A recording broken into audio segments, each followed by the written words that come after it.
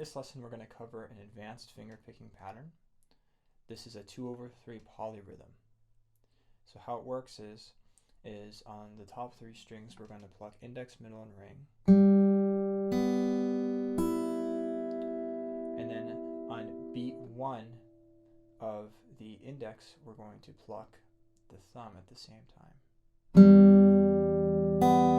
Then we're going to pluck the thumb after hitting the 2nd string, and then the ring to complete the polyrhythm. So that's 1, 2, and 3. Separate. 1, 2, 3. Now with just the thumb.